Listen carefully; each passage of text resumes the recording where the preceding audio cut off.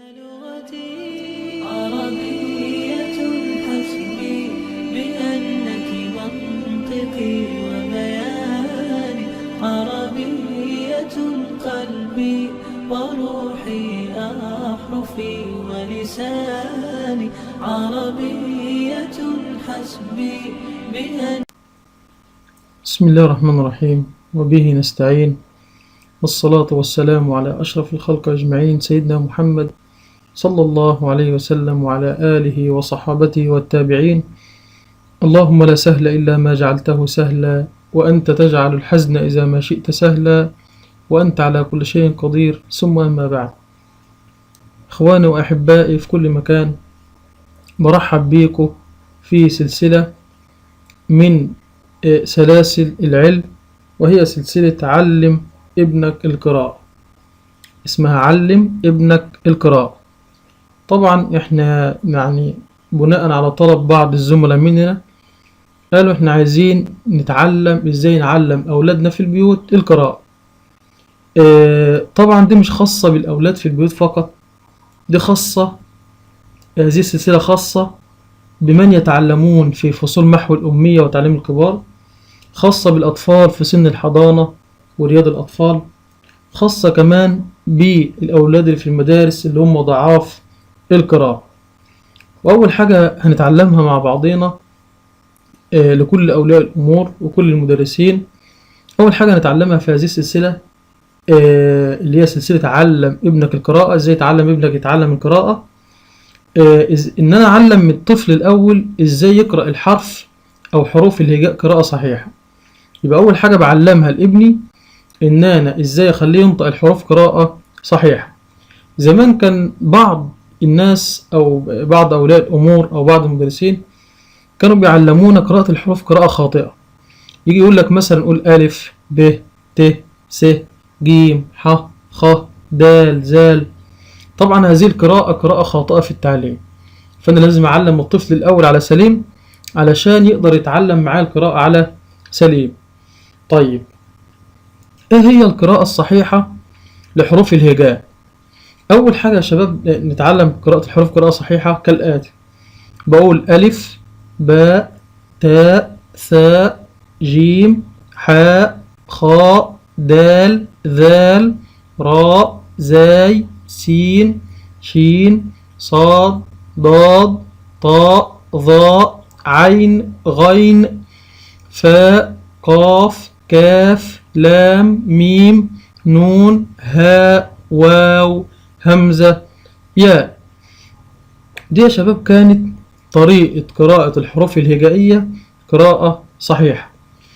طيب، ملحوظة بس صغيرة هنقولها مع بعض، اللي هي الألف. الألف يا جماعة لما يكون عليه همزة ما بقولش عليه ألف، بقول عليه إما أقول عليه همزة أو أقول عليه ألف همزة.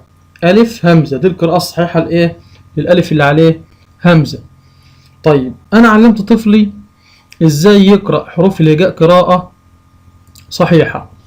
بعد كده بعمل إيه؟ بعد كده أبدأ أخلي الطفل يحفظ الحروف. يحفظ الإيه؟ الحروف. طبعا الأطفال مش كلهم زي بعض في الحفظ، في فروق فردية ما بين الأطفال في الحفظ. في بعض الأطفال يقدر يحفظ نص الحروف مرة واحدة وبعدين يحفظ النص التاني. البعض الآخر يقدر يحفظ 7 حروف، مثلا 7 حروف، والبعض الآخر على قده ممكن يحفظ مثلا 3 حروف 3 حروف أو 4 حروف 4 حروف. المهم إن احنا في النهاية نوصل إن الطفل يكون حفظ حروف الهجاء حفظا سليما. طيب، دلوقتي يا شباب، ايه نوع الحفظ اللي أنا المفروض أعلمه لطفلي، أو المفروض إن طفلي يحفظ هذا النوع من حروف الهجاء؟ يحفظها ازاي؟ هل يحفظها شفوي اقول له سمعني الحروف يقول الف باء تاء ساء كده؟ طبعا خطأ، ما ينفعش. انا لازم اخلي طفلي يحفظ شكل الحرف في دماغه، بحيث ان هو يقدر يكتبه لي املا تحريري بالورقه والقلم، او بالكراسه والقلم. طيب، الحاجة اللي بعد كده برضو ان انا وانا بملي طفل الاملا ما ملوش الحروف بالترتيب، ما اقولوش اكتب الف اكتب لي باء اكتب لي تاء اكتب لي ساء. امال الصح ان انا اقول له ايه؟ اجيب له حروف مختلفة. يعني مثلا على سبيل المثال وانا بعمل الاملاء اقول له اكتب لي حرف، مثلا حرف مثلا دال، اكتب لي حرف قاف، اكتب لي حرف الياء، اكتب لي حرف شين، اكتب لي حرف حاء. طيب تمام قوي كده، انا علمت الطفل ازاي يقرأ قراءة صحيحة، واختبرته كمان في الحروف اختبار تحريري مش بالترتيب. هبدأ بعد كده أعلم طفلي أول حاجة بعد الحروف اللي هي الحركات. إيه المقصود بالحركات؟ اللي هي حركة الفتح، حركة الكسر، حركة الضم. بعد كده بنعلمه السكون وهكذا. هنبدأ مع بعضينا النهاردة إزاي نعلم طفلي حركة الإيه؟ الفتح. طيب حركة الفتح يا شباب لازم أعرف الطفل الأول يعني إيه فتح. أقول له إيه؟ أقول له إحنا حركة الفتح معناها إن أنا لما بنطق الحرف بفتح إيه؟ بفتح بقي. طيب دي معنى حركة الإيه؟ الفتح. طب لما أكتبها بكتبها إزاي؟ بكتبها مثلا بقول ألف فتحة بكتب ألف، تمام كده، وعلى الهمزة بتاعته وبعدين عليها إيه؟ الفتحة. عبارة عن الفتحة ديت عبارة عن خط صغير فوق الحرف أو شرطة صغيرة فوق الإيه؟ فوق الحرف. طيب وأنا بنطق الفتحة بطول فيها ولا ما بطولش؟ طبعا ما بطولش، لأن الفتحة عبارة عن حركة إيه؟ قصيرة. طيب وأنا بحفظ ابني حركة الفتح بالحروف أحفظها له إزاي؟ أخليه يقول با تا ثا جا ح؟ طبعا غلط، ما ينفعش. احنا عايزين صورة وشكل وصوت الحرف ينطبع في ذهن الابن. فانا اعلمه ازاي؟ هقول له قول يا ابني معايا الف فتحة، باء فتحة، با، تاء فتحة، تا، ثاء فتحة، ثا، جيم فتحة، جا، حاء فتحة، حا، خاء فتحة، خا، وهكذا. يبقى انا بعلمه لازم انطق الحرف الاول وبعدين صوته، انطق الحرف وبعدين صوته. طيب نطقنا الحروف وعرفنا اصواتها بحركة الايه؟ الفتح. لازم اعرف ابن حاجة مهمة جدا اللي هي ايه؟ ان انا اقول له يا ابني واحنا بننطق حرف الذال والثاء والظاء لازم اطلع لساني وانا بنطق هذه الايه؟ الحروف. ليه بقى؟ عشان دي بيسموها حروف لثوية، يعني بطلع فيها جزء بسيط جدا من لساني وانا بنطقها، اللي هي الذال والثاء والظاء. طيب ايه كمان؟ حاجة برضو ملحوظة مهمة جدا اللي هي اقول له يا ابني الهمزة لما تكون على نبرة او على ياء او على واو ما بنطقش الياء ولا الواو، امال بنطق ايه؟ بنطق الهمزة فقط اكنها همزة لوحديها. بنطق الهمزة ايه؟ فقط اكنها همزة لوحديها. طيب نخش بقى مع بعضينا على ازاي انطق كلمة مكونة من 3 حروف بحركة الفتح. ازاي اعلم ابني يقرأ بقى؟ انا كده حفظته حركة الفتح. طيب عندي مثلا كلمة زي كلمة ركع، ازاي اعلم ابني يقرأها؟ اول حاجة بنخليه يقرأ الحرف الاولاني بالفتح.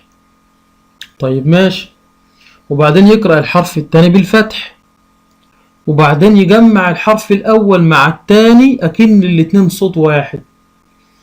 طيب خلاص قرأت الاول والثاني اكنهم صوت واحد، هخش على الحرف الثالث اقرأه لوحده صوت لوحده.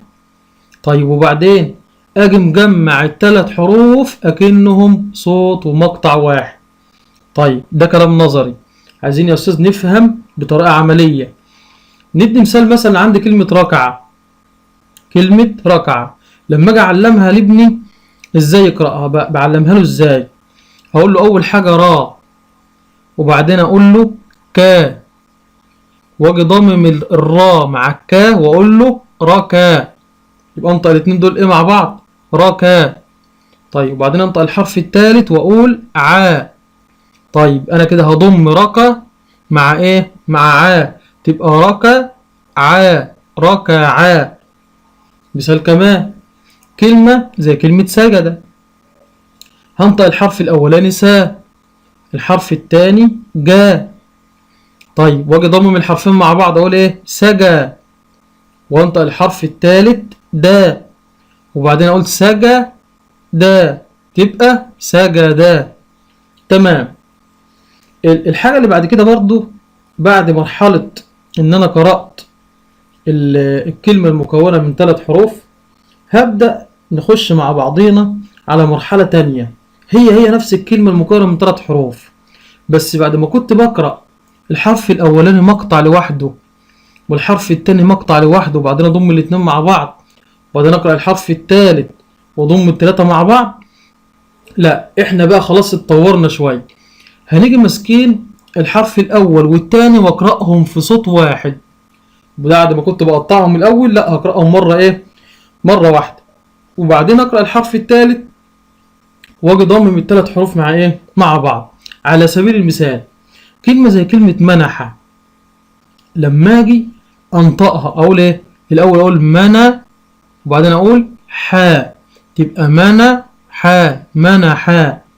طيب ماشي. كلمة زي كلمة لطمة، هقول ايه؟ لطا وبعدين اقول ما، تبقى لطا ما، لطما. طيب كلمة زي كلمة سكنة، برضه بنقرأ الحرف الأول والتاني لكنهم مقطع واحد، هقول سكنا، تبقى سكنا. كلمة زي كلمة صمد، هقول صمدا، تبقى صمدا. تمام كده اتطورنا خطوة. طيب التطور اللي بعد كده ايه؟ ان انا اخلي ابني يبص للكلمة المكونة من 3 حروف ويقرأها مرة واحدة. ازاي؟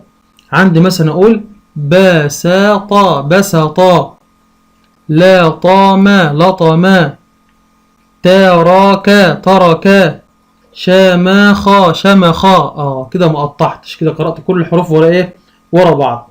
طيب لما يكون انا عندي مثلا كلمتين كل كلمة مكونة من 3 حروف او 4 حروف، اخلي طفلي يقرأهم ازاي؟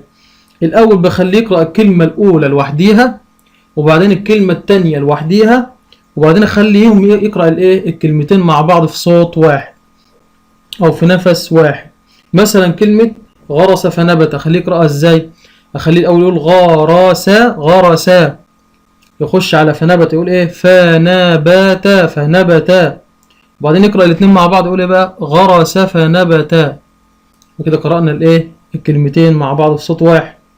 طيب لو انا عندي كلمة او عندي جملة مكونة من 3 كلمات، تمام كده، يقرأهم ازاي؟ برضو نفس النظام، يقرأ الكلمة الاولانية وبعدين يقرأ الكلمة التانية وبعدين يقرأ الكلمة التالتة وبعدين يضم ال3 كلمات مع بعض اكنهم جملة واحدة، فيقول قطع، قطع، ونشر، ونشر، فصنع، فصنع، وبعدين يقرأ جملة واحدة يقول ايه بقى؟ قطع ونشر فصنع. تمام كده قرأناهم مع بعض. مثال كمان، طحنا، طحنا، ونخلا، ونخلا، فعجنا، فعجنا، وبعدين نقرأهم مع بعض نقول ايه بقى؟ طحنا ونخلا فعجنا. طيب كده يا شباب نبقى انتهينا من حركة الفتح، واشوفكم بإذن الله تعالى في الحلقة القادمة من سلسلة علم ابنك القراءة أو علم ابنك القراءة، واشوفكم مع حركة الكسر بإذن الله تعالى في الحلقة القادمة. والسلام عليكم ورحمة الله وبركاته.